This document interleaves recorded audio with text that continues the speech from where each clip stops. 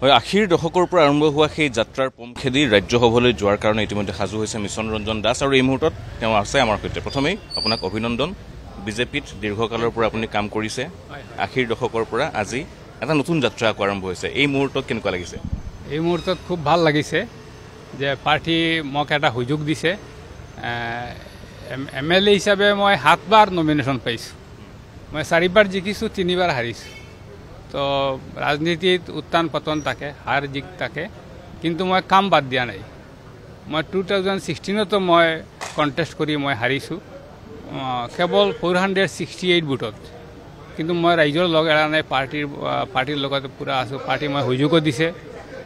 আমাৰ সৰ্বানন্দ সোণোৱাল ডাঙৰীয়া যেতিয়া মুখ্যমন্ত্ৰী আছিল তেখেতৰ চৰকাৰৰ সময়ত মই AIDC চেয়াৰমেন মোক দিছিল, আৰু ডক্টৰ হিমন্ত বিশ্ব শৰ্মা ডাঙৰীয়া চিফ মিনিষ্টাৰ আৰু তেখেতৰ চৰকাৰ আগতে মোক AISTCৰ চেয়াৰমেন মোক কৰিছিল। কালি মই এইটো পদ এৰি আহিছোঁ, কাৰণ এইটো মই থাকিব নালাগে। নমিনেশ্যন দিয়াৰ আগতে মই এইটো এৰিব লাগে, খালি ৰেজিগনেশ্যন দি আহিছোঁ। খুব ভাল লাগিছে। আমাৰ কেন্দ্ৰীয় নেতৃত্ব, ৰাজ্যৰ নেতৃত্ব চবক মই কৃতজ্ঞতা জ্ঞাপন কৰি আছোঁ। এটা বিশেষ প্ৰসংগক লৈ চৰ্চা হৈছিল, পুৰণি সংঘাতক লৈ, কিন্তু আজি বিজেপিত আপোনালোকক সংস্থাপন কৰাৰ জৰিয়তে সেই তেনেকুৱা কথা যে নাই সেয়া স্পষ্ট কৰা হৈছে। কি ক'ব এই বিষয়ে? এইটো যে যিসকলে উত্থাপন কৰে তেওঁলোকে এইটো চাওক।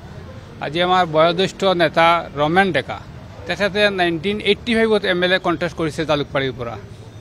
তেখেতে নাজানে, মানে তেখেতে এইটো ভাবাই নাই যে মই নমিনেশ্যন দিলে জিকিম।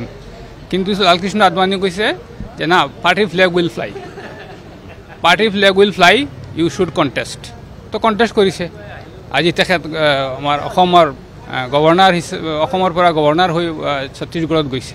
কিমান ডাঙৰ এটা মানে সন্মান পাইছে, পাৰ্টিত দিছে, মোক আজি দিছে। এইকাৰণে কোনো কাৰ্যকৰ্তা যাতে নিৰাশ হৈ এইবিলাক মানে আলোচনা নানে পুৰণি, এইটো আমাৰ কাৰণে ক্ষতিৰ কাৰণ হ'ব। অসম যেনেকৈ আগবাঢ়ি গৈ আছে, ভাৰতীয় জনতা পাৰ্টি যেনে ছাষ্টেইন কৰিব পাৰে, তাৰ কাৰণে চেষ্টা কৰিব।